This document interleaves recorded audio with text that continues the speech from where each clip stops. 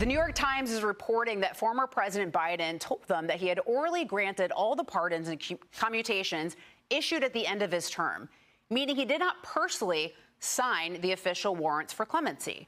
Biden told the Times that he did, in fact, make every single one of the clemency decisions himself, but says that the Autopen was used to sign the warrants since there were a lot of them. Now, according to the Times, Biden called Trump and Republicans liars for saying he was incapacitated and his aides used the Autopen without his authorization. Alicia, I see you're shaking your head. Your response to this? Well, I have so many responses to this because we're supposed to believe this at this point. It's really hard to swallow that statement there, that he said that he made the decision on, quote, every single one, when we know from so much reporting that there was a limit to his time where people had access to him. So there were decisions that were made, quote unquote, after hours. We know that for a fact.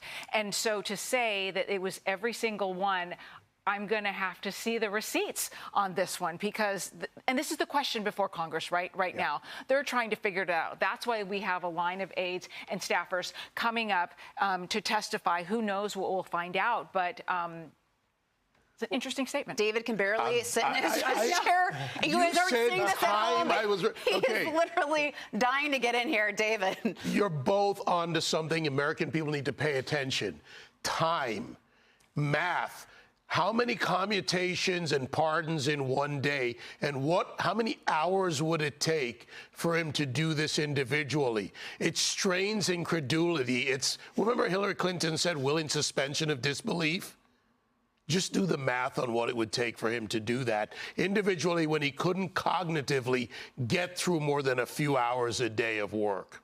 You know, why weigh in on this now? I mean, isn't this just adding fuel to the fire? Exactly what was going through my mind, Lisa, because these individuals, look, Ron Klain, others are expected to go up and be deposed on Capitol Hill. And, you know, he is not doing them any favors. I mean, look, we watched the former president fight with the short stairs on airplanes, stages at, across the country, fighting with teleprompters. It was all very evident in front of us. And now he's choosing to fight with the Autopen because he doesn't like it. But notice something he said there. Yeah. His exact words matter. It's very lawyer-like and Clinton-like. I orally did this. This is why, watch very carefully, because I've seen this play from the Clintons, from others. They come out and they make a very clear lawyer but somewhat ambiguous statement that you really can't challenge and prove.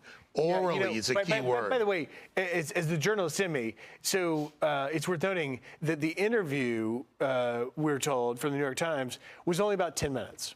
Mm-hmm. Didn't want to expose himself too long because, surely the New York Times is wanting to know, too, like, okay, if we sit with him for 30 minutes, 40 minutes, will this become confusing for him? Will he exhibit some of that mental acuity decline? But apparently, this interview with the New York Times is only about 10 minutes, we're told. It's a tightly controlled dodge. Well, also, where's this heading, Alicia? Well, I think it's heading to I don't recall. This is a setup for his aides once they get in there before the committees and they start answering questions when they say, oh, so what about this act of clemency here? Do you recall him orally telling you? It's very easy for them to say, to be able to, relieve themselves of any sort of commitment to the truth by saying, I don't recall. Remember the elderly man with Robert Hur? I mean, this is setting up the you're right on. I'm going to put that money on in Vegas that you're right. This is setting up the I don't recall, the ambiguous statements, and what do you have to prove? Although that made me so mad because he took the classified documents when he was a vice president, or when he was a senator. United States senator, and then when he was a vice president, when he was completely with it. So that really frustrated me from the special counsel, Robert Hur.